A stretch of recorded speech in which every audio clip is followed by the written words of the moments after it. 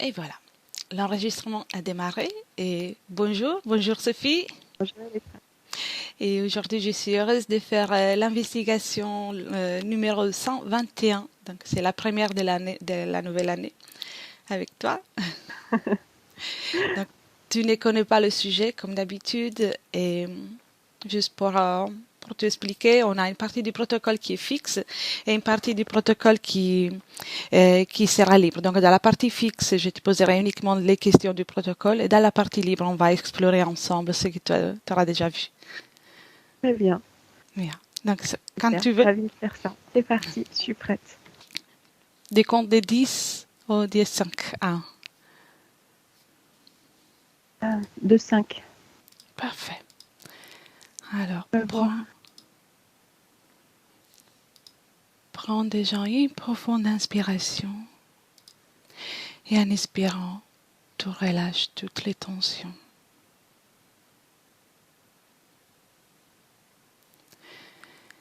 Et je vais compter des 5 à 1. Et pendant ce temps, tu te détends.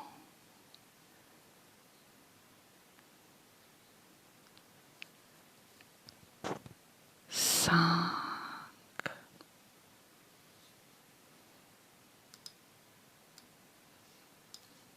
Et tu descends en profondeur,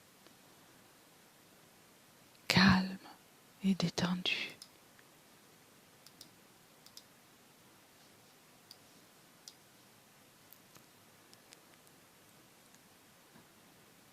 4.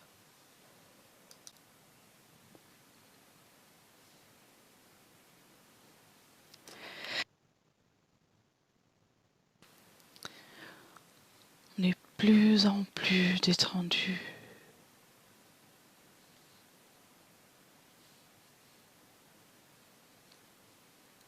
3.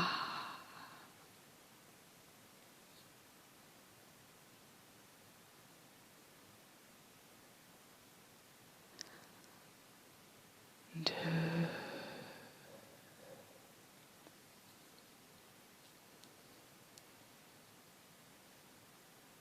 Et 1.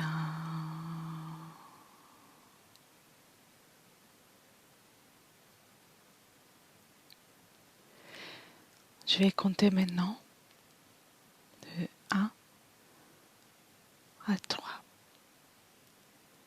Et je vais commencer avec la première question du protocole.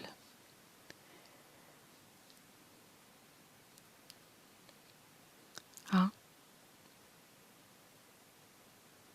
2, 3.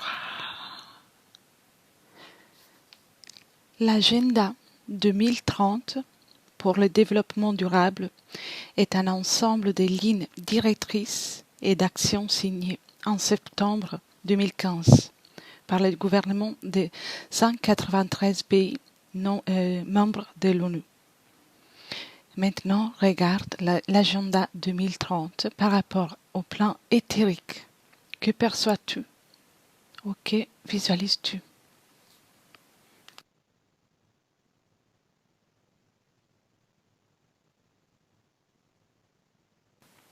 Est-ce que tu peux juste me répéter la question? Bien sûr, bien sûr. L'agenda 2030 pour le développement durable est un ensemble de lignes directrices et d'actions signées en septembre 2015. C'était signé par les gouvernements de 193 pays qui font partie de l'ONU. Regarde par rapport au plan éthérique ce que tu perçois au sujet de l'agenda 2030.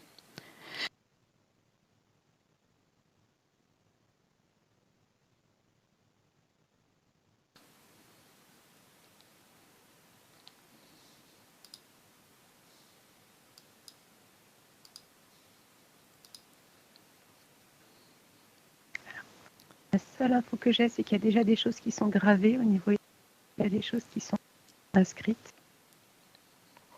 Je ne perçois pas.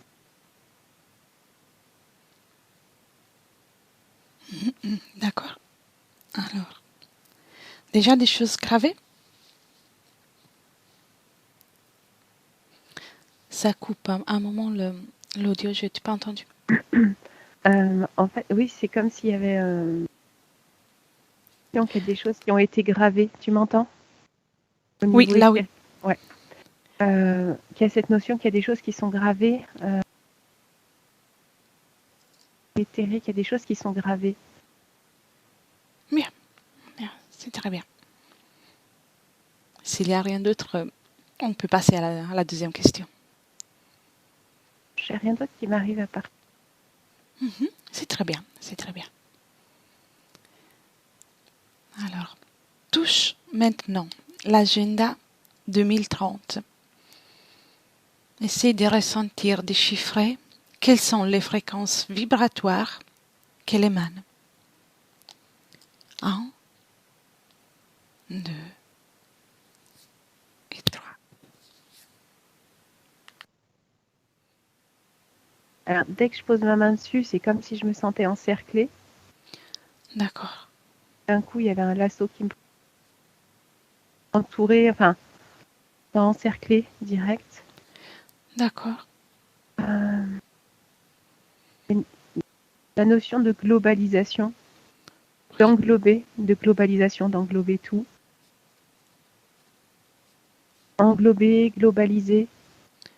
Très bien. Comment tu te sens vis-à-vis de tout ça?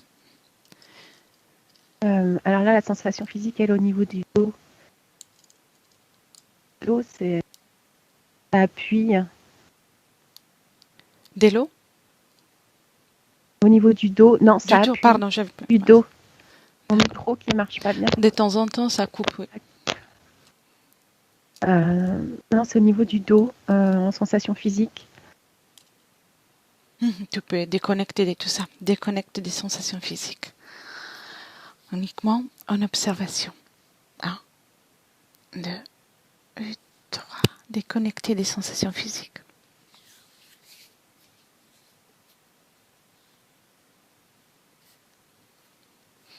Par rapport à l'ici et maintenant, qui sont les principaux protagonistes ésotériques de l'agenda 2030?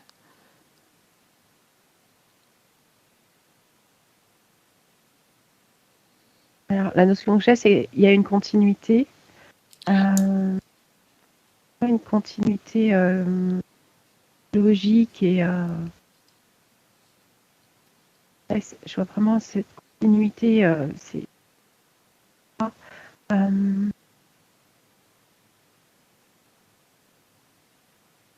d'autre chose. D'accord. Il n'y a pas beaucoup d'images qui arrivent, il n'y a pas beaucoup d'infos. C'est particulier. Essaie peut-être comme de changer de perspective. ouais. Essaie de te déplacer ailleurs, même de te rendre invisible si tu penses que ça peut être utile.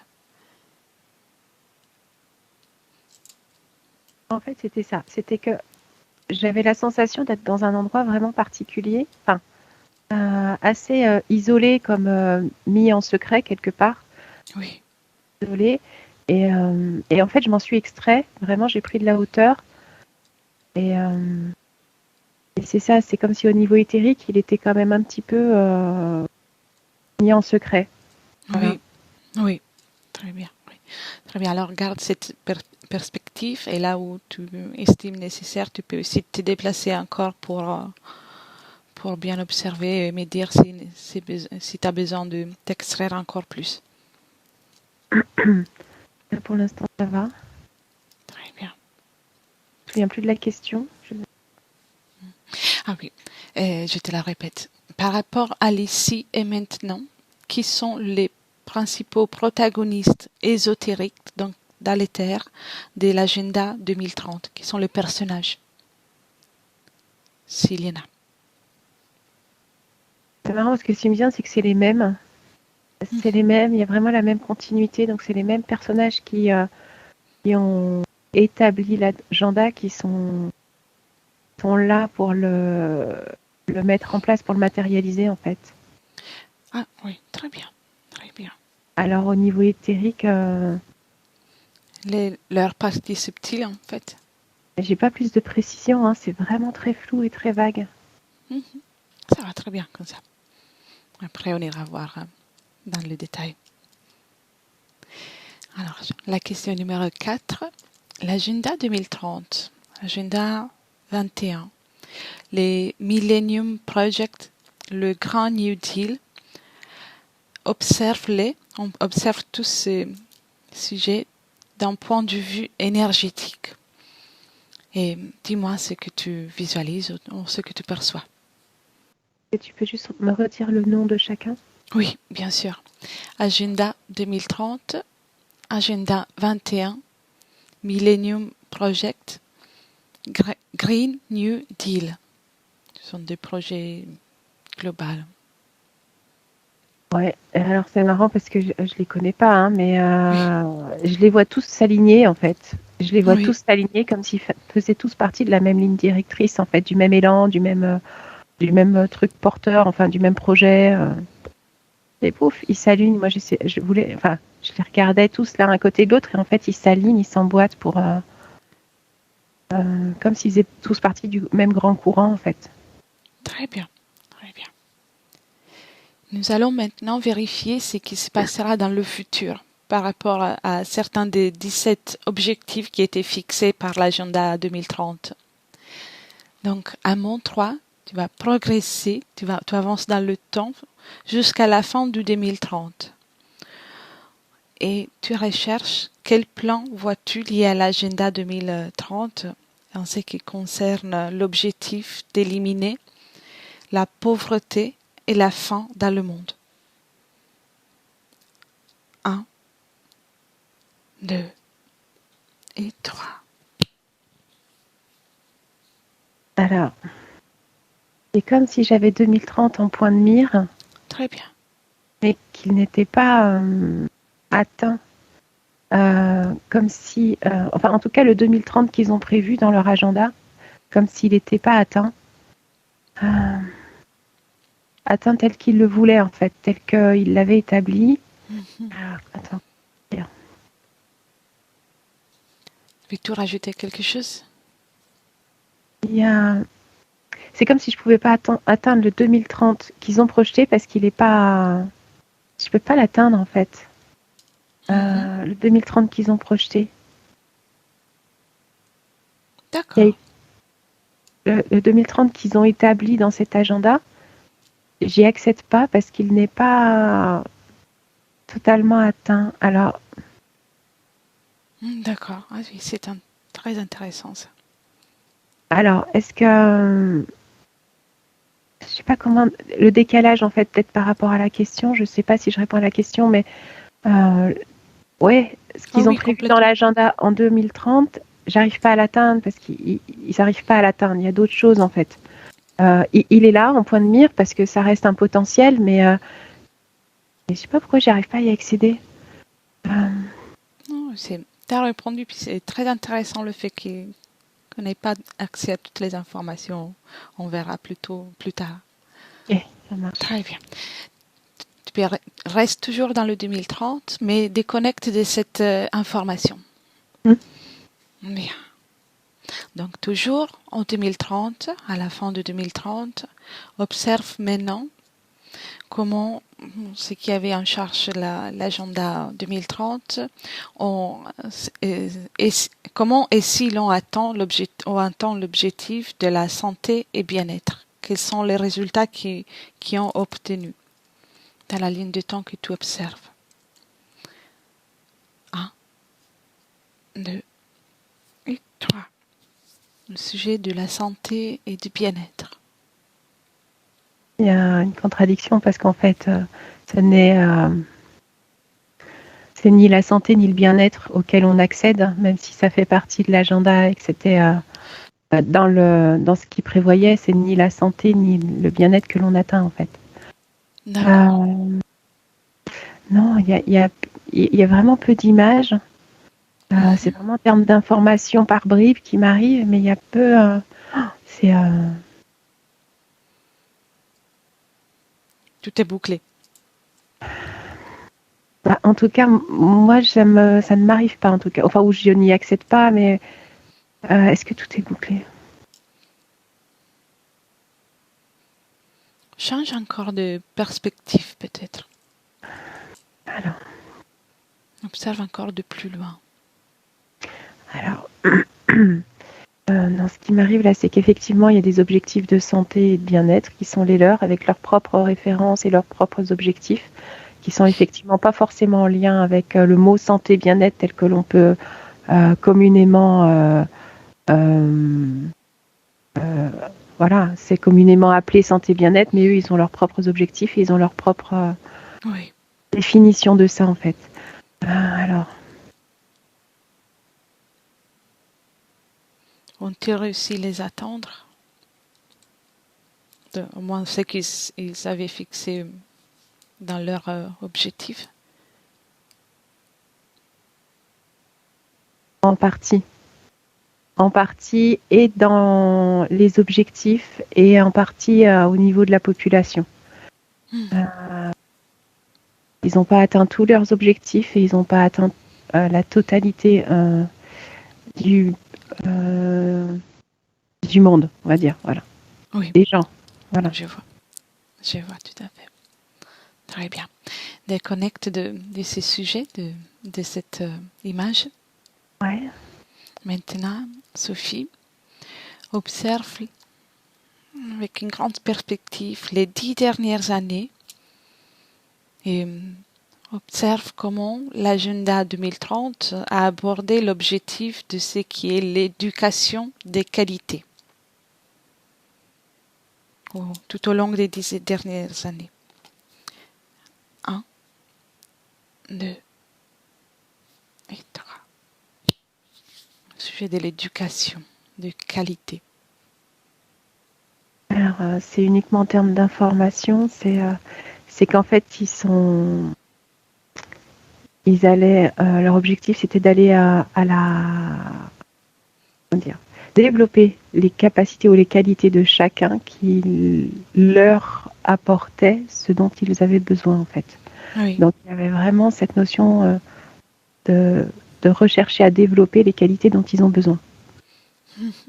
C'est pareil, c'est pas en termes d'éducation communément appelée. Ils utilisent ce terme qui a une connotation pour beaucoup différente.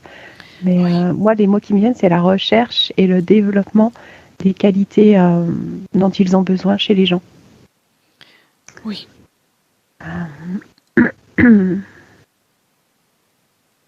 Intéressant.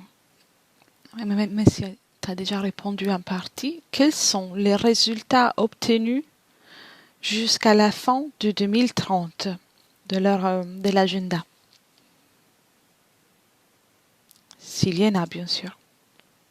Tout ce qui vient, c'est qu'ils ont récupéré beaucoup de monde dans cette façon de vouloir englober plein de monde. Ils ont englobé pas mal de monde, en fait.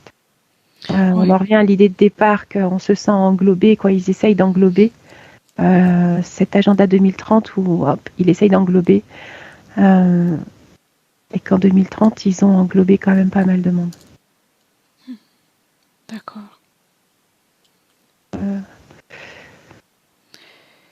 Recherche maintenant les programmes utilisés pour l'objectif parité des sexes, parité sexuelle.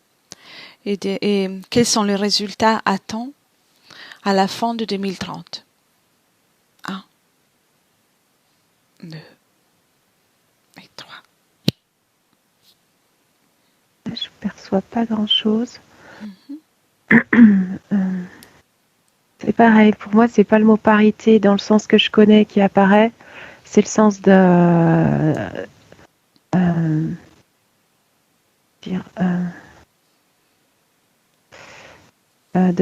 presque de normalisation du coup presque d'annulation des différences. Enfin, C'était pas ça le but de l'agenda? Alors,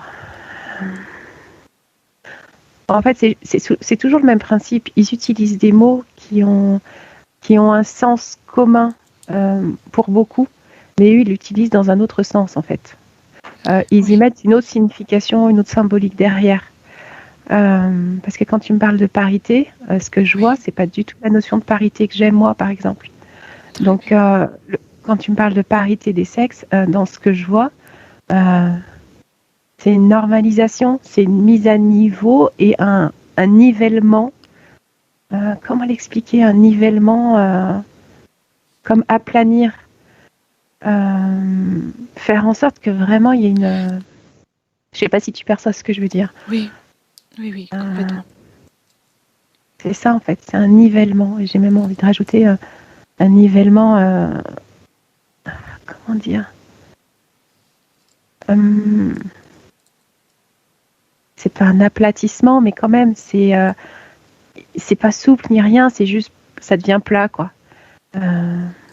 Oui, je vois tout à fait ce que tu veux dire. Ouais, parce que pour moi, il y a une différence. Quand on parle de parité des sexes, il y a quelque chose de. Il y a de la fluidité, puis il y a homme, femme, enfin. Et là, d'un coup, paf, ça devient plat. Quand je regarde avec dans leur agenda, tout ça, c'est vraiment un nivellement, quoi. Oui. Voilà. Tout s'aplatit, tout devient exactement pareil. Donc, c'était leur but. Ont-ils réussi si tu observes la fin de 2030, toujours avec une grande perspective de loin, ils vont réussir dans leur but? Chez certains. Encore chez certains, ouais. Parce que chez certains, apparemment, ça va. C'est quelque chose qui est important, qui résonne en eux. Donc, chez certains, ils y arrivent, ouais. Ils arrivent à créer ça, à amener ça. Très bien. Maintenant, déconnecte. Ah oui. Juste l'info qui vient, c'est pas la majorité. Ça va le faire chez certains, mais c'est vraiment pas la majorité là du coup. Ça sera, ouais, chez certains, c'est pas anecdotique, mais ça sera expérimental pour certains. Mais c'est vraiment pas la majorité. Oui, intéressant. Toujours en restant à la fin de 2030. Déconnecte des images que tu observais jusqu'à présent. Quelle est la situation économique de la planète Terre? Que vois-tu en général? Au niveau économique, ce qui me vient, c'est que c'est un peu le chaos parce que c'est plus du tout une économie telle qu'on a pu la connaître ces 30 dernières années, par exemple. Oui. Ça sera plus du tout de cet ordre-là.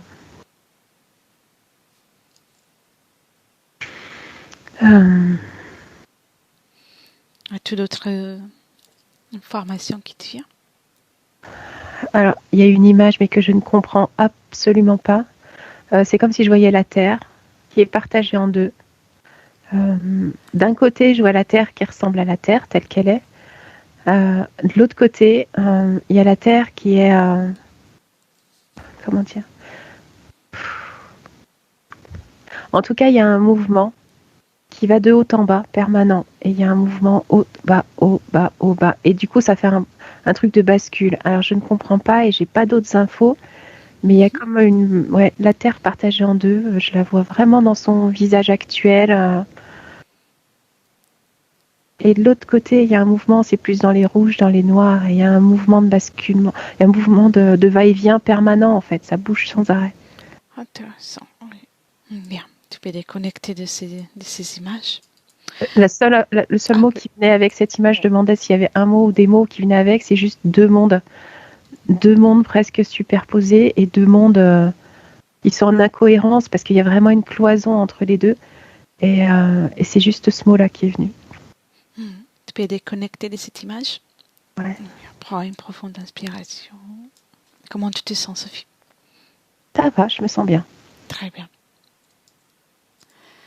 Alors, compare la souveraineté nationale de la France à la fin du 2030 par rapport à l'année 1990. 1990 Oui. et 2030. Oui. Souveraineté nationale. Okay. Remarques-tu des différences Y a-t-il des différences? C'est pareil, j'ai une image, mais j'ai aucune info. Donc c'est comme c'est une balance. C'est comme s'il y avait 1990 sur la balance, mais du coup qui était en bas. Et sur l'autre côté de la balance, il y a 2030 et qui est en haut. Donc comme si 1990 était plus lourde et 2030 plus légère, du coup. Parce que sur la balance, ça fait ça. Quelles sont les différences que tu perçois? Si c'est que tu arrives à percevoir. Eh bien, c'est pareil. L'image semble en deux. 1990 paraît, la moitié de la balance du côté 1990 paraît plus dans le sombre, malgré tout. Et 2030 paraît plus dans la lumière. D'accord. Plus éclairé. Donc, du coup, il y a plus de légèreté.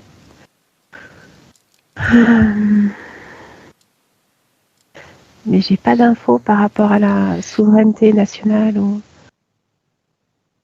On arrive à la dernière question du protocole, la dernière du protocole fixe. Oui. Alors, par rapport à l'année 2030, qui sont les principaux protagonistes ésotériques de l'agenda 2030? Dis-moi ce que tu perçois ou ce que tu visualises. Vois-tu des protagonistes en particulier dans les terres?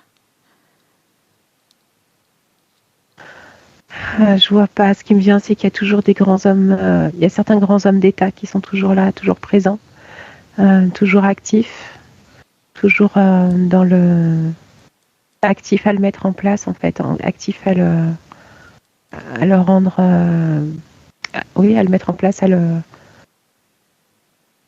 à l'aboutir quoi. S'agit des mêmes personnes qui sont physiquement au pouvoir, aussi dans les terres, ou sont différents, les protagonistes ésotériques? Il y a les deux. D'accord.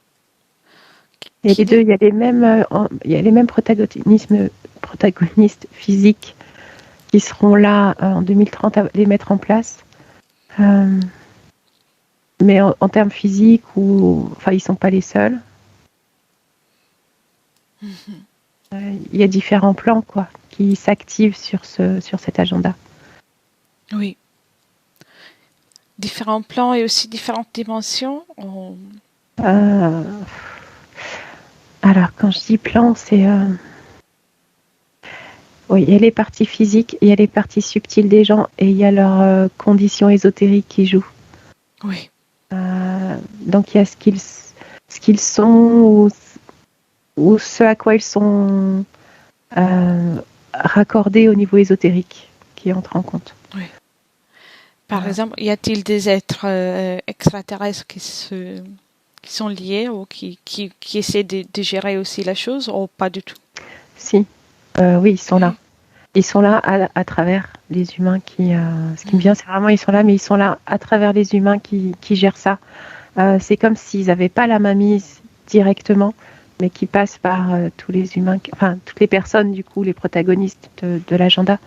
Mais bien sûr, sans le contact, sans le lien, ou soit interférence ou interaction avec quelqu'un qui est incarné, il ne pourrait pas interagir avec la dimension terrestre. C'est ça? Oui, c'est ça. Très bien. Très bien. Il y a une chose qui était très intéressante en fait par rapport à tous les programmes, la femme dans le monde, la santé, l'éducation, la parité des sexes. Tu as remarqué qu'ils n'ont pas obtenu le résultat qu'ils avaient marqué dans leur agenda. Pas complètement, en tout cas, en partie. Y a-t-il une raison que tu observes pour ce fait? Pourquoi ils n'ont pas réussi à atteindre leur but? Alors, ce qui vient spontanément, hein, c'est le libre arbitre. Oui. C'est qu'en fait, malgré tout, il y a toujours cette notion que tout le monde est en capacité de choisir pour soi. et que il y a cette notion qui se développe apparemment de plus en plus et que leur objectif c'était de tabler quand même sur comment dire, Comme un intérêt sur particulier. sur une mainmise de tout le monde. Tu vois, ce phénomène d'englober tout le monde, c'est de les prendre et d'avoir la mainmise dessus, quoi. C'est de les tenir encerclés dans leur truc. Sauf qu'il y a cette notion de libre arbitre des gens, de cette capacité de choisir pour eux-mêmes, et qu'en fait, chacun peut quand même le faire à chaque instant. Que même avec, j'ai cette notion que même avec cette mainmise, les gens ont la capacité de choisir autrement, en fait.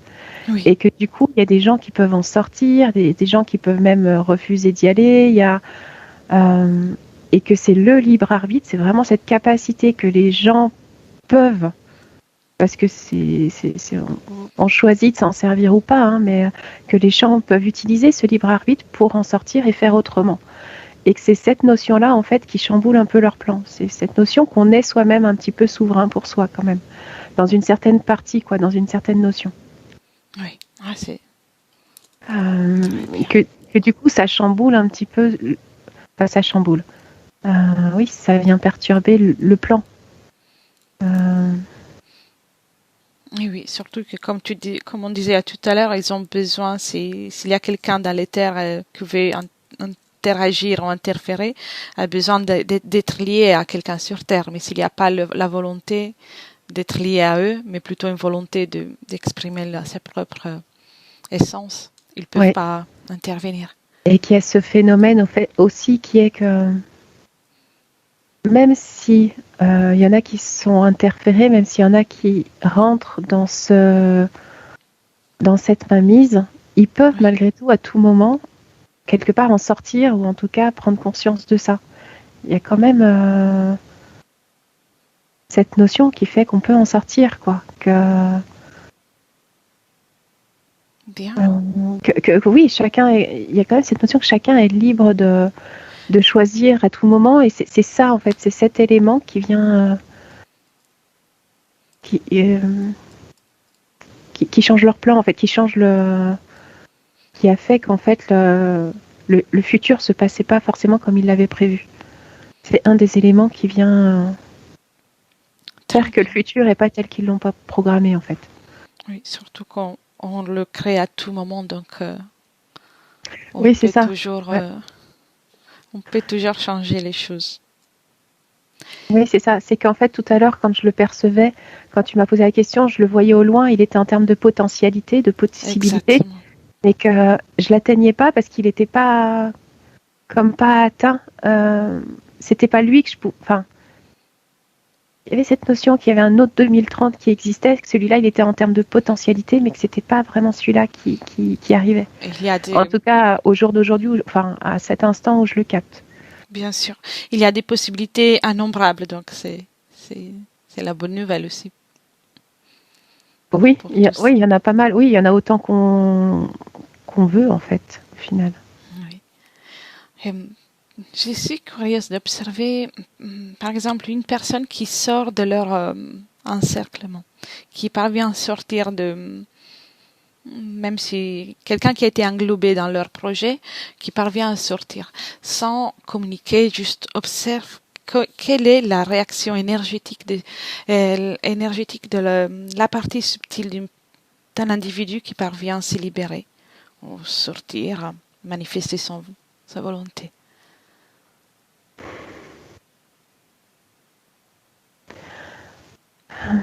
Alors, ce que je vois, c'est que la partie subtile, elle en sort, enfin, pour celle que j'observe en tout cas. Oui, bien sûr. Elle en sort, mais qu'il reste une part dedans. Elle en sort partiellement. Elle reste reliée à quelque chose qui est dedans. Alors, elle, c'est notamment le physique. Dans le physique, elle est encore très prise dans ça, en fait, dans ce programme-là, dans cet agenda. La partie subtile en sort, elle a un sursaut, elle regarde autour et elle voit que c'est pas là où elle veut être, mais que Donc elle se dissocie quelque part de sa partie physique. Elle, alors,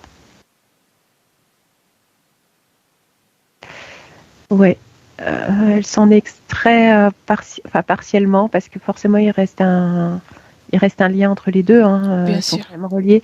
Mais oui, elle s'en extrait comme un peu. Pour elle, c'est une survie en tout cas. Celle que j'observe, c'est elle s'en extrait par survie.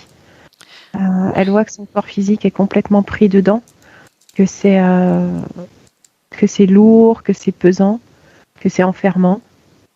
Mais elle choisit de s'en extraire. C'est comme la bouffée d'air qu'elle prend en dehors de cette bulle, quoi, ce truc un peu fermé. D'accord. Tu peux déconnecter de cette partie subtile. Ouais. Et prends une profonde inspiration. Et tu peux en choisir une autre aussi. Juste voir pour observer le processus énergétique.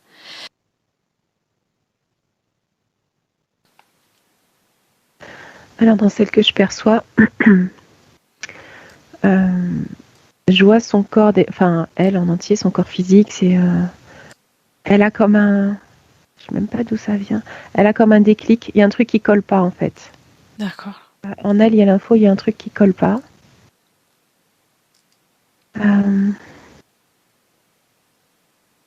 Et c'est pareil, du coup, il y a sa partie subtile, sa partie énergétique qui se faufile en dehors et qui va voir à l'extérieur. En se disant, il y a un truc qui colle pas, faut que j'aille voir, quoi. Et du coup, qui sort et qui va voir à l'extérieur. Qui va comme en exploration petit à petit voir pour trouver ce qui colle pas et ce qui peut exister d'autre, en fait. D'accord. Elle y parvient? Elle met beaucoup de temps parce qu'elle se perd dans des méandres pas possibles. Vraiment, elle est baladée dans plein de méandres mais au bout d'un moment, elle arrive à en sortir en fait. Mais c'est pareil, voilà. Pour l'instant, c'est vraiment que la partie énergétique et subtile. Et c'est comme si les informations du coup passaient très très mal, voire quasiment pas, entre la partie subtile à l'extérieur qui prend son bol d'air, qui se ressource vraiment, qui se régénère, et du coup l'autre partie, le corps physique, qui est presque statufié, il y a un immobilisme et puis il y a une rigidité, une lourdeur, où c'est presque tout est plus, comment dire, tout est presque au ralenti ou englué. Enfin, c'est quelque chose de beaucoup plus lourd, quoi. Et il y a quasiment pas de circulation entre la partie subtile et le corps physique. le corps physique. Alors pour l'instant, je vois pas de personne qui physiquement en fait arrive à en sortir. Oui. Alors, j'ai l'info qu'il y en a.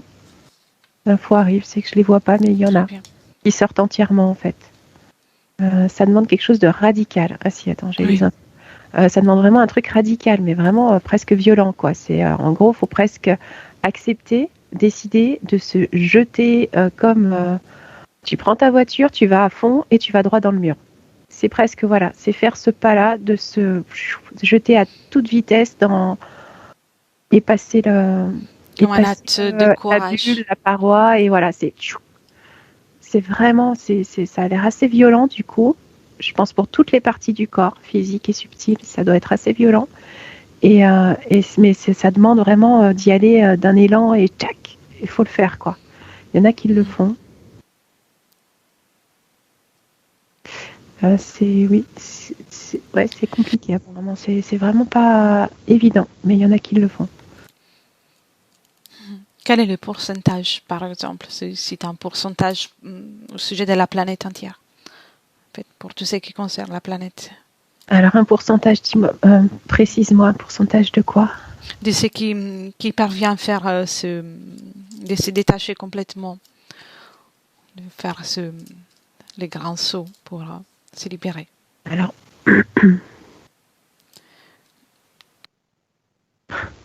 ce qui me vient, c'est 3%. Mais 3% en même temps, c'est de ceux qui étaient complètement dans le truc. Pareil. Oui, bien sûr. Oui. C'est déjà... c'est pas 3% de toute la population, c'est 3% de ceux qui étaient complètement dans englobés dans cet agenda, dans ce truc-là, quoi. C'est déjà pas mal. Ça montre que c'est possible. Ouais, oui, c'est possible. Vraiment, c'est vraiment compliqué. Ce qui vient, c'est vraiment brutal, en fait. C'est violent. Et c'est possible. Comme se faire violence et sortir d'une zone de confort. Ouais, faut vraiment y aller de tout son élan, quoi. Faut y aller avec fermeté, y aller à fond, quoi. C'est ne pas hésiter, c'est plus que se jeter dans le vide. C'est vraiment, faut y mettre de l'élan, de la force, de la volonté et y aller à fond, à fond. C'est un peu comme effacer toute la partie précédente pour un nouveau départ. Donc c'est comme mourir quelque part, renoncer à ce qu'ils ont vécu précédemment. Oui, c'est un peu ça. C'est un peu comme mourir dans le sens où, c'est comme je te disais, c'est comme foncer dans un mur à toute allure. Tu as l'impression que tu vas mourir, mais qu'au final, le corps physique meurt certainement, mais que là, c'est vraiment pareil. C'est oui, accepter d'absolument tout lâcher, quoi. C'est vrai, faut vraiment y aller à 100%. Faut tout lâcher, aller à fond et oui, même se dire peut-être que je vais en mourir mais y aller à fond. Ne pas douter de son truc. Prêt au changement. Et en fait, c'est même sans rien attendre. Oui. C'est juste que c'est l'évidence en soi qu'il faut faire ça. On le fait. On comprend même pas pourquoi faut le faire parce qu'effectivement, ça paraît juste mourir en fait, effectivement. Mais on y va quoi, parce que c'est le mot élan du désespoir, c'est pas le bon mot parce qu'on le fait pas par désespoir, mais on le fait par cette petite par ce déclic intérieur. Donc c'est pas le désespoir qui le motive, mais c'est quand même c'est un élan intérieur. C'est une fréquence positive ou négative qui déclenche cet élan.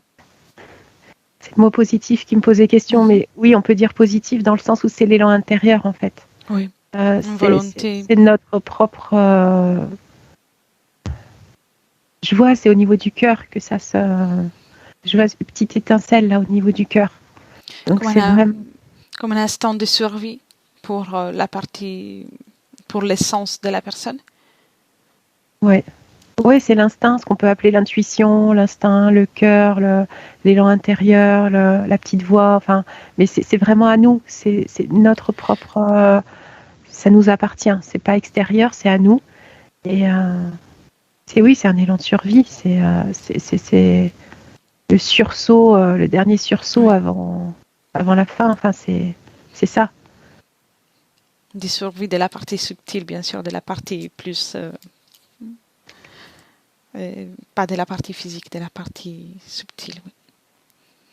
Et tu peux déconnecter de ces images, Sophie. Ok. Et j'aimerais voir ce que tu observais tout à l'heure, la Terre comme divisée en deux. Ouais. On voit souvent ça quand nous faisons de progression, comme une division. C'est énergétique. T'as observé la Terre, en fait, une partie de la Terre normale, comme on la voit maintenant, et l'autre avec des mouvements énergétiques rouge et noir. Ouais. Est-ce que tu peux me dire quelque chose de plus? Oui, c'est vrai. Alors, dans ce qui vient, tu vois, tu as utilisé le mot division. C'est vrai, c'est comme ça. L'info qui vient, c'est comme si c'était une division en cours.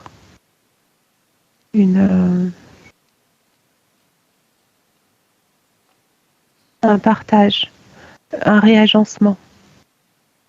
Comme s'il y avait besoin de réagencer tout ce qui est sur Terre. D'accord. d'arrêter le mélange de choses qui ne sont pas...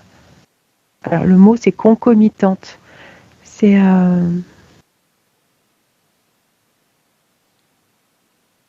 comme faire du grand rangement, parce qu'il y a des choses qui cohabitent et qui n'ont pas lieu de cohabiter ensemble. Donc il faut réagencer tout ça.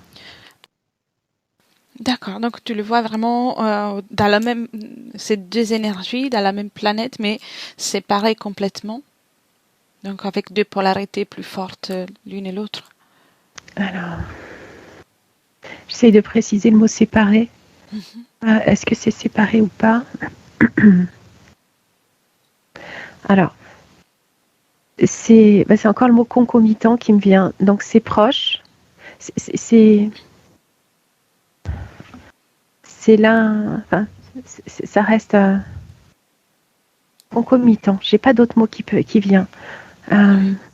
Mais sans interaction possible l'un avec l'autre. Il y a quand même ce trait de séparation au milieu qui fait que ça ne circule pas de l'un à l'autre. C'est comme une grande barrière de protection entre l'un et l'autre. Ça circule pas entre l'un et l'autre. Voilà. On a fait le tri, on a mis certaines choses d'un côté et l'autre de l'autre, et voilà. Mais ça reste du coup quand même une boule entière. Mais il y a deux parties et ça circule pas entre les deux. Oui, comme tu disais tout à l'heure, tu as parlé de deux mondes dans le même monde, en fait, dans la même planète. Deux mondes différents. C'est ça, c'est une sphère, c'est une boule, c'est la Terre. Ça reste une sphère, mais avec deux moitiés différentes. Vraiment, avec deux énergies différentes, deux façons de... Tout est différent, en fait, dans ces deux parties-là. Et sans interaction. Il y a vraiment il y a cette séparation, comme s'il y avait une grande plaque, quoi. Une plaque invisible, hein, mais qui sépare les deux. Puis ni conflit, ni communication, rien du tout. Vraiment complètement séparé. Si j'ai bien compris. Ouais, séparé. Ouais. D'accord. Moi, oui, dans ce que je perçois, c'est complètement. C'est particulier, oui. Intéressant. Et tu peux déconnecter de ça, Sophie. Ouais. Une dernière question au sujet, tu as vu comme la balance qui mettait les 1990 plus bas, dans une partie un peu plus sombre, et le 2030 un peu plus léger, plus aéré. Est-ce que tu peux me dire quelque chose de plus à ce sujet? Ce qui vient, c'est qu'il y a des choses qui s'allègent. Donc, il y a vraiment des choses en 2030 qui évoluent par rapport à 90, qui étaient plus dans cet élan, dans cet élan d'assombrissement. Alors que 2030, apparemment, on est à un point où il y a déjà des choses qui se sont élevées, donc des choses déjà plus légères. C'est dû au fait qu'il y a eu comme cette séparation qu'on observait tout à l'heure. Donc que ce qui est léger, il peut se permettre d'être vraiment léger. Oui, c'est possible. Oui, certainement. Ce qui vient, c'est aussi cette notion, je pense que la balance, elle parle aussi de l'élan général de la planète. Oui. Que 90 c'était plus dans un élan de lourdeur et amenait dans un élan de lourdeur, en fait. Oui. D'ombre ou de... Alors que 2030 est plus sur un élan de transformation et de choses... pour le coup, sur la balance, ça se met en termes de légèreté. Oui. Oui, je pense que c'est juste là. Qu'est-ce qu'il y a d'autre? Qu'en fait, là, l'image, elle bouge. C'est comme si la balance, du coup, pouvait continuer à bouger et même à tourner. Et que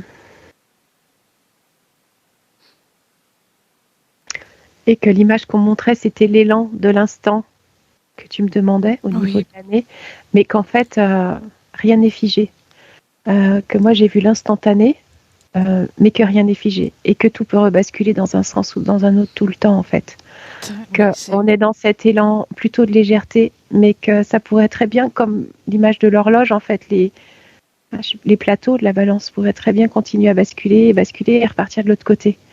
Donc en fait, on en revient à cette notion de potentialité. Oui, exactement. C'est Que comme on rien n'est disait tout à l'heure. figé. Voilà, que rien n'est figé, que ça pourrait très bien encore basculer, mais que la légèreté, enfin, comme si en fait au lieu d'être une balance, ça devenait une horloge et que ça pourrait très bien rebalancer de l'autre côté en fait et tourner, que voilà, l'image c'était vraiment 2030, voilà les lampes 2030, mais que Oui, c'est tout à fait ça. Quand on fait une connexion, une futurisation, nous connectons à une ligne temporelle en particulier qui peut changer à chaque instant, même de l'observation. Donc, ouais, c'est normal. et que 2030 reste un point où effectivement il peut y avoir cet élan de légèreté, enfin celle que j'ai perçue, qui était malgré tout, mais ouais, mais voilà, que c'est juste un instantané que j'ai vu, voilà. Mhm. Tu vois d'autres Que, instants? que ça ne veut pas dire que dans les 10 ans après 2030, ça va continuer à s'alléger et tout ça. Ça, l'image ne le Oui. disait pas en fait. Voilà. Oui, je vois ce Voilà. que tu veux dire. Tout peut changer à chaque moment encore pas mal de temps Ouais, qui c'est ça. nous amène pour arriver au 2030. Très Ouais. bien, tu peux déconnecter de cette image. Une dernière, je sais, j'avais dit une dernière à tout à l'heure, mais encore une C'est tout question. bon. Et tout au départ, tu as eu la sensation d'englobation, d'être encerclé et d'une continuité aussi. Ouais. Donc, de ce projet. Si tu prends de la perspective de très loin, ces genres de projets, ces genres de situations, de volonté d'englober, ont-ils toujours existé ou c'est une nouveauté de ce siècle, de ces millénaires? Alors, ce qui est venu spontanément, c'est une nouveauté de le faire à cette échelle-là et à cette dimension-là, dans le sens où ça, de cette ampleur-là. Euh, Global. mais global au sens, là, c'était vraiment, là, ça a atteint des niveaux au-delà en fait, où il y avait il y a alors, comment dire? Oui, ils ont rajouté des choses par rapport à avant. Où avant, on pouvait peut-être vouloir englober au niveau purement physique, peut-être un peu énergétique, mais là, c'est comme s'ils avaient rajouté d'autres couches en fait, d'autres couches de la globalisation. Euh, Donc, il y a une évolution même dans leur projet, ouais, dans ouais, la façon de réaliser leur projet. ouais, c'est comme s'ils voulaient que ce soit bien plus profond et bien plus vaste que ça aille bien, bien plus loin en fait. Que c'était au niveau physique, mais que le niveau physique c'était qu'un moyen d'y accéder et qu'ils voulaient que ça aille bien au-delà que ça. Oui. Euh, Au niveau subtil, et même au niveau subtil, j'ai comme au niveau énergétique ou ésotérique, j'ai comme l'impression qu'ils ont rajouté des niveaux encore, comme s'il y avait Comme des niveaux, des oui, couches en plus pour des aller encore paliers, plus loin. des Ouais, étapes à voilà. rejoindre aussi dans le monde ésotérique. Ouais, pour être encore Oui, je plus vois. profondément chez les, pour comment dire, pour avoir cette mainmise encore plus profondément, pour vraiment, ouais, ils ont rajouté des choses quoi. Ça va encore Quel est plus loin. leur but dans cette englobation?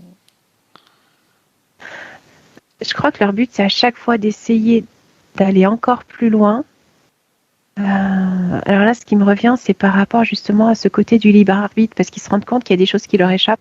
Donc, ils essayent de rajouter à chaque fois des strates pour le contourner ou pour l'annihiler, en fait, pour empêcher ça.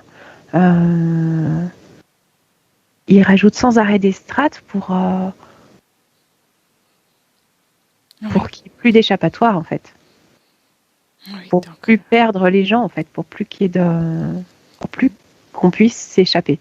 Donc, ils rajoutent des strates et des strates et des couches qui englobent, qui enserrent, qui contraignent, euh, qui approfondissent aussi cette notion aussi d'approfondir comment on dit, l'emprise Oui. pour être de moins en moins sujet ou sensible à cette petite étincelle en nous, tu vois, ce libre arbitre, cet élan intérieur. C'est Parce ça que qui. ça, clairement, ils savent qu'ils ne peuvent pas aller contre. Par contre, ils savent qu'ils ne pourront pas. Enfin, Ils essaient de nous déconnecter de cette étincelle parce que c'est ouais, c'est ça. Le but, c'est vraiment. Ouais, c'est ça. C'est de faire en sorte de la contourner ou, comment dire, qu'on n'y ait pas accès, quoi, vraiment. Et parce qu'ils se rendent bien compte, hein, concrètement, que c'est c'est ça qui nous amène à en sortir, à se libérer, etc., à sortir de leur truc.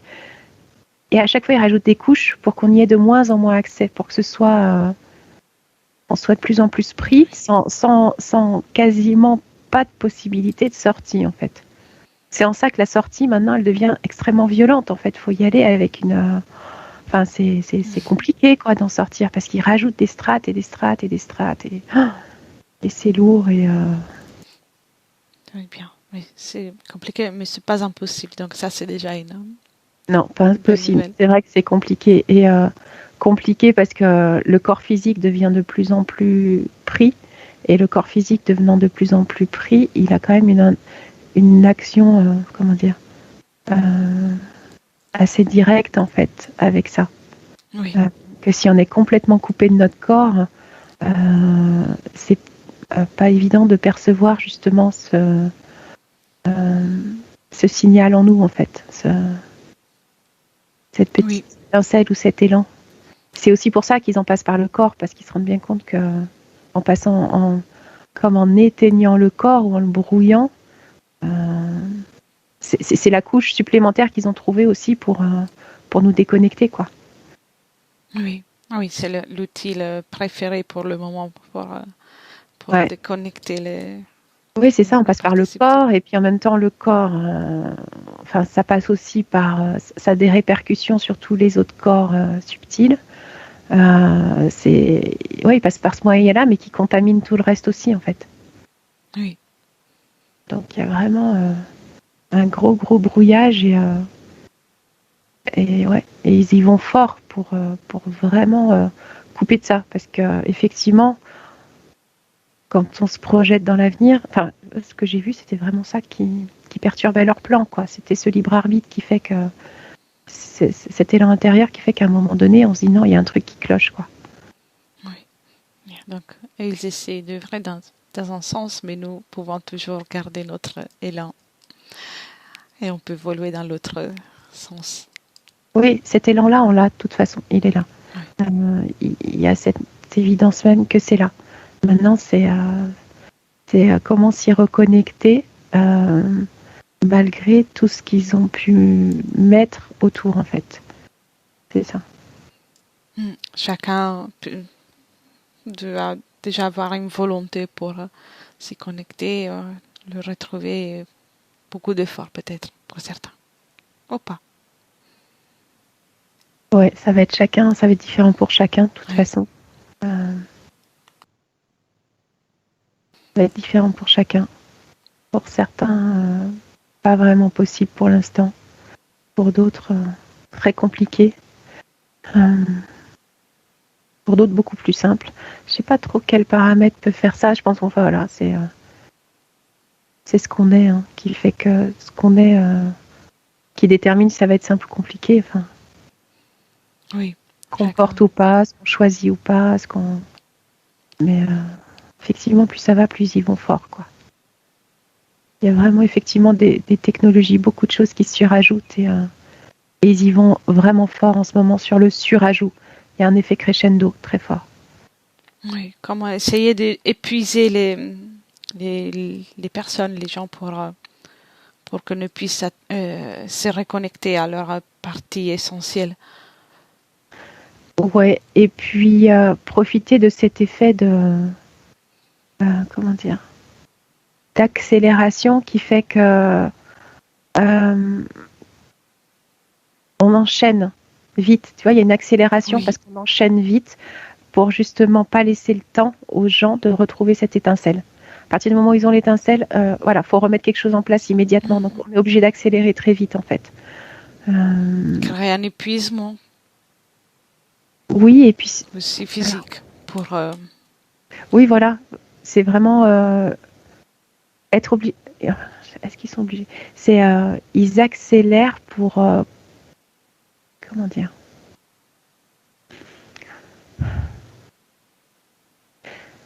C'est comme si je sais pas si ça va être les bons mots.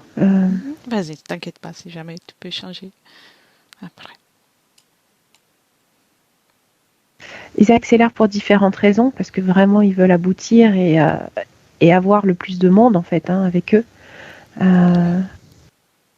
Et ils accélèrent aussi parce qu'ils se rendent compte que le libre arbitre se réveille. Enfin, cette notion, ce petit élan intérieur s'accélère aussi quelque part. Comment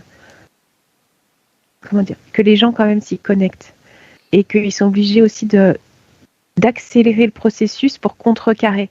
Il y a un effet ping-pong en fait un peu.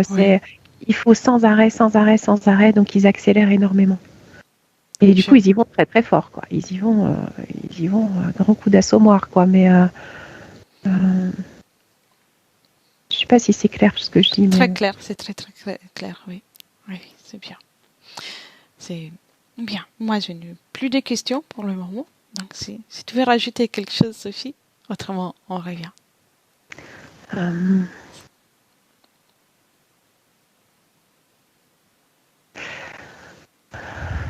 Est-ce qu'il y a autre chose? Non, a priori, il n'y a rien. Très bien. De toute façon, on aura encore d'autres protocoles avec le même sujet, donc on aura l'occasion. Parfait. Alors, Sophie, je te demande de prendre une profonde inspiration et cette fois-ci, c'est pour déconnecter.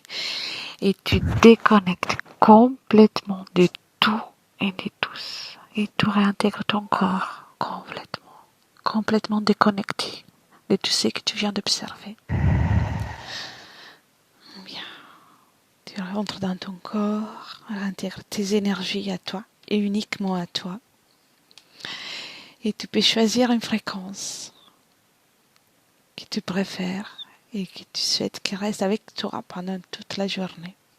Une belle fréquence, de la belle énergie. Et avec cette belle fréquence, tu peux commencer à régénérer tout ton corps énergétique. Tu te régénères après ce voyage et tu te sens bien, de mieux en mieux. Tu récupères toutes les forces.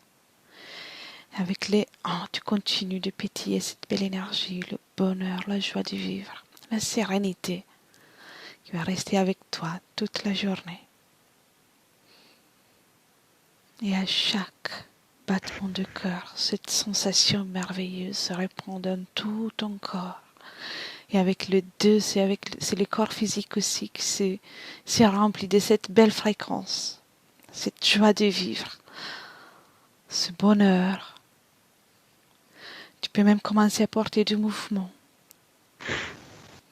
Les mains, les pieds, t'étirer. Et avec cette belle sensation en toi, quand tu es prête, tu peux ouvrir les yeux à toi. Gentiment. Bienvenue. Comment tu te sens, Sophie? Ça va, je me sens bien. Bien. Ouais. Merci pour toutes ces informations. Merci à toi. Je coupe l'enregistrement, donc je te dis à la prochaine. Reste un instant avec moi. Ça marche. À bientôt. Benvenuto a questo nuovo video di Disclosures. Oggi parliamo della cosiddetta sessione di ipnosi investigativa. In realtà non esiste una sessione di ipnosi investigativa. Non che non si possa fare investigazione di ipnosi, però è che non esiste una sola sessione di ipnosi per dire si è fatta investigazione, per prendere quell'informazione come buona. Perché? Sappiamo intanto che l'informazione che arriva in ipnosi è molto contaminata, la percentuale di inquinamento dell'informazione è altissima. Pensate a questa informazione che viaggia per tantissime dimensioni, attraversa densità, passa per coscienze che volontariamente o involontariamente possono distorcerla. E poi arriva infine alla persona che sta in ipnosi, che ha una coscienza, ha una mente, ha un'esperienza e interpreta questa informazione secondo la sua struttura mentale, secondo le sue credenze, che per quanto si possa essere più o meno liberi mentalmente, liberi pensatori, sempre c'è una parte subliminale che interpreta in base all'educazione ricevuta, alla cultura e perché no, anche tutte le esperienze di esistenze passate che ancora lasciano un segno in noi. Per capirci, è come se dovessimo parlare con un'altra persona immersi nell'acqua, a qualche metro di distanza, cercando di utilizzare un mezzo, che è quello della corda vocale, che è fatto per produrre suoni da trasmettere nell'aria. Noi stiamo utilizzando questo strumento per far passare un'onda sonora nell'acqua o in un liquido. Chiaramente il suono viene completamente distorto, sempre ammesso che sia per il nostro corpo facile e non difficoltoso poterlo fare senza avere dei problemi come ingurgitare acqua o eccetera. Ma non solo. Supponiamo che per questo tipo di comunicazione utilizziamo anche due lingue diverse, per esempio un italiano e un russo o un giapponese. Per quanto possiamo anche interpretare il labiale, non possiamo capire quello che ci sta dicendo, perché la lingua è diversa. La lingua, diciamo, da dove parte l'informazione a dove arriva è completamente diversa, il codice, il linguaggio è diverso. Ma possiamo anche cercare di capirci attraverso i gesti, attraverso le espressioni facciali. Per quanto sia ipoteticamente facile poterlo fare sott'acqua, però non dobbiamo dimenticare che l'acqua non è l'aria e può distorcere l'immagine, ma non solo. Dobbiamo anche pensare che l'altra persona, che parla un'altra lingua, che viene da un'altra cultura, potrebbe interpretare i segnali che noi interpretiamo come X in Y. Per noi un sì è abbassare la testa dall'alto verso il basso, per esempio, sì, e il no da sinistra verso destra, no. In alcuni paesi orientali, come le Filippine credo o qualcun altro, utilizzano esattamente gli stessi segni, ma al contrario. No, sì. Immaginate due persone di queste due culture che stanno cercando di comunicare in maniera così difficoltosa e alla fine non gli rimane altro che interpretare il linguaggio corporale. Sì, che per l'altro invece no. Cosa voglio dire con questo esempio estremo? Che l'informazione da dove parte a dove arriva viene completamente deformata. Non sappiamo esattamente quale percentuale perché ogni situazione è a sé stante, però la percentuale di inquinamento, di distorsione, di contaminazione di questa informazione è assolutamente alto.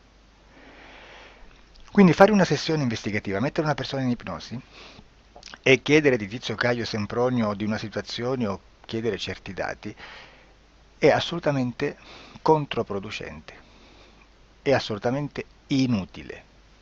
Quindi vi chiederete cosa fate allora voi quando fate ipnosi, quando fate delle domande, quando cercate delle risposte e con queste informazioni che vi arrivano lavorate sulla situazione esoterica del cliente. Beh, non facciamo altro che recuperare questa informazione solamente per arrivare al problema del cliente e poi lavorarci. Quindi il valore dell'informazione non è quello di un'istruzione, quello di memorizzare dei dati e di prenderli per buoni, ma è un veicolo di movimento, di trasporto verso la causa del problema per poi lavorarci. Quindi lo scopo di questo tipo di informazione che si prende dalla singola sessione è completamente un altro. Come si fa quindi?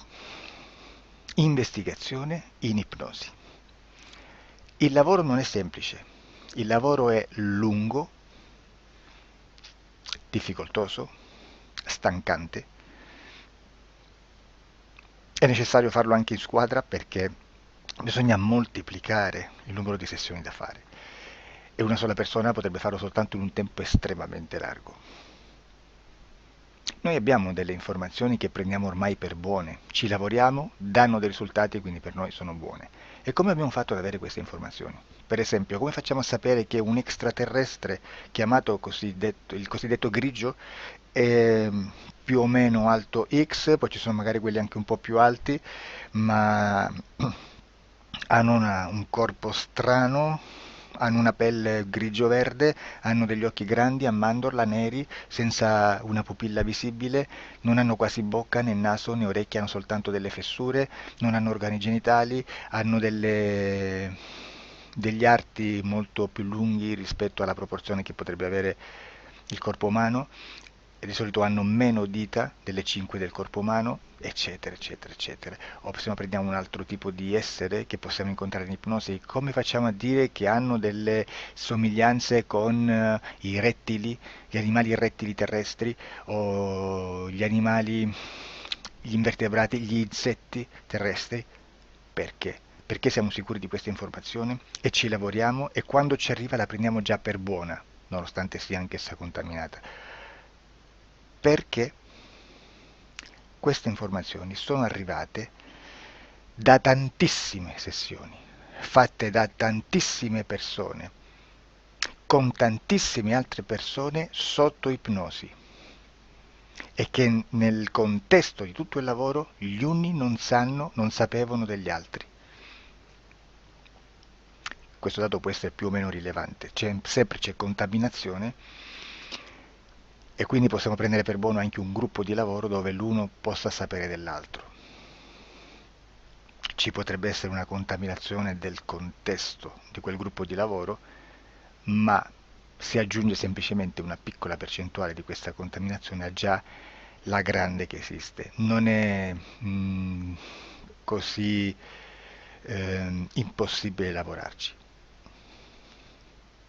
Da tutte queste sessioni, da questo grande numero di sessioni, migliaia, diciamo migliaia, noi prendiamo solamente quell'informazione che è uguale a tutte, che è in comune a tutte, o a quasi, perché magari qualcuna ci potrebbe essere niente in comune per una fortissima contaminazione, perché no?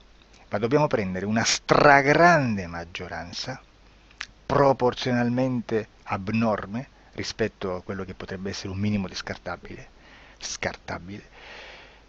e lì possiamo prendere per buona questa informazione. Quindi se noi su 10.000 persone diverse, con operatori anche diversi, in cui in ogni sessione vediamo un essere che più o meno ha le stesse caratteristiche del grigio o dell'insettoide, a forma di mantide religiosa, o il rettile a forma di lucertola, per esempio, di serpente o di quello che sia, o se vediamo il pianeta Marte più o meno di colore rosso, o se vediamo dei sotterranei eterici, non fisici, nel sottosuolo terrestre, soprattutto sotto le grandi città, dove c'è concentrato molto potere, molta energia di questo tipo, e chi più ne ha chi più ne metta. Se vediamo degli impianti che hanno certi tipi di funzioni, certi tipi di forme in certe parti del corpo, e questa informazione la ritroviamo tutta o quasi in tutte le sessioni fatte, eseguite, realizzate da tanti anni a questa parte, significa che quella è una informazione affidabile. E vi posso garantire che stiamo parlando di una percentuale bassissima. Su un 100% staremo, credo, forse più in basso di un 2-3%. Immaginate, tutto il resto è spazzatura, è informazione spazzatura.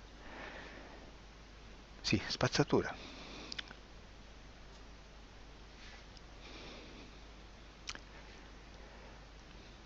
C'è anche un'altra cosa da dire. Supponiamo che un operatore faccia un'ipnosi e voglia andare a vedere cosa fa Tizio, cosa fa Caio, cosa fa Sempronio. Arrivano delle informazioni e si dice che Tizio è biondo, Caio è zoppo e Sempronio è uno sportivo. Intanto già abbiamo detto che una sessione soltanto non serve, d'accordo? Ma poi c'è da dire che una coscienza, un essere, in ambiente subliminale, la sua parte subliminale potrebbe non dare autorizzazione a questa fuoriuscita di informazioni. Mi potreste dire, e allora tu quando chiedi agli esseri cosa fanno, cosa non fanno? Beh, intanto la prendo sempre con le pinze perché abbiamo sempre detto che tutto è molto contaminato e mi serve solo per dirigermi da una parte. Ma c'è anche da dire che se un essere interferisce con l'altro, ha aperto un canale di comunicazione a cui non può ovviare, a meno che non lo recida, non lo annulli. Quindi quando io faccio la domanda a un essere, se lo faccio attraverso l'interferito, mi arriva l'informazione per un canale aperto che sottostà alla volontà dell'interferito. Sulla volontà dell'interferito parleremo in un prossimo video disclosures. Però, se io voglio fare un'investigazione sopra Tizio, Caio e Sempronio che non hanno nessun collegamento, nessuna interazione e nessuna interferenza con il soggetto con cui io sto realizzando l'ipnosi, non è detto che mi arrivi questa informazione. Assolutamente. Potrebbe esserci completamente un muro. Come potrebbe esserci informazioni perché quell'altra parte potrebbe autorizzare comunque. Ma non è detto. E comunque quando ci arrivano informazioni, in una situazione di non interferenza o non interazione, non possiamo sapere esattamente se sono informazioni che ha autorizzato la parte subliminale dell'altra persona o dell'altro essere, o qualche altro essere, qualche altra entità furba, approfitta della situazione, osserva quello che sta succedendo, si mette in mezzo, si fa passare per l'altro e dà informazioni, ovviamente distorte, prima perché non è detto che debba conoscerle, e anche se fosse potrebbe manipolarle a sua volontà e a suo vantaggio. E quindi immaginate che situazione ridicola ci si viene a trovare, in quale situazione ridicola ci si viene a trovare in questi casi. Da qui si vede quando un operatore riesce a utilizzare l'informazione in ipnosi come per lavorare su un soggetto. Da qui l'osservatore attento delle sessioni di ipnosi riesce a capire se quell'ipnosi è un'ipnosi affidabile, un'ipnosi con un livello di informazione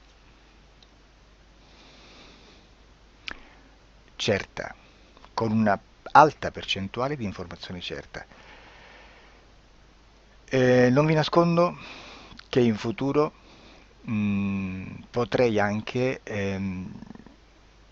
impostare un lavoro per decifrare che livello di certezza di informazione c'è in un'ipnosi, analizzandola e spiegando il perché, spiegando i meccanismi di analisi di un'informazione in ipnosi,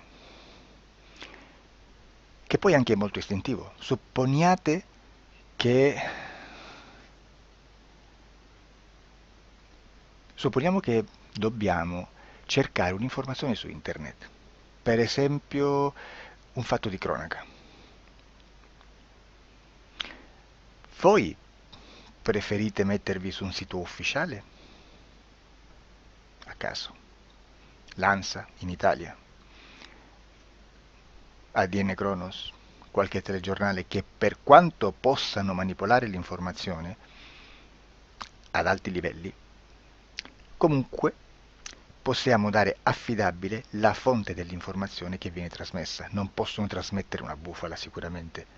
Verrà sicuramente manipolata ad altri livelli. Ne parleremo in altri video, ma a livello base la fonte è certa. Sicuramente non andrete a cercare questa informazione sul primo sito, il primo blog che vi passa davanti e magari c'ha 4 followers. Perché? Perché non vi dà nessuna garanzia della certezza della fonte. Non c'è un controllo né nella struttura interna di questa agenzia di informazione e né dal grande pubblico, che per la quantità di persone che attingono quell'informazione si può dedurre se l'informazione è certa o meno, perché è un'informazione che passa in un pubblico così vasto che se ci dovesse essere una distorsione con la realtà è molto probabile che venga fuori. Credo che abbia detto quasi tutto sulle sessioni investigative. Prima di chiudere aggiungo che proprio per questo stiamo conducendo dei cicli di investigazione in ipnosi regressiva che comprendono tante sessioni con persone diverse, con una buona o eccellente suscettibilità ipnotica sicuramente,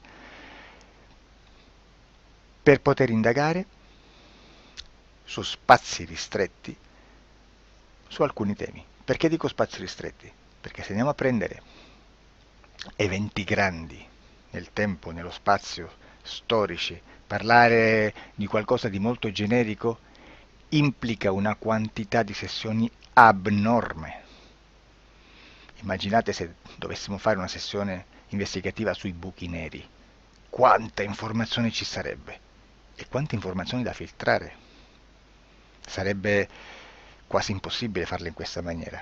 Ma se noi riduciamo lo spazio di investigazione, se noi prendiamo per esempio,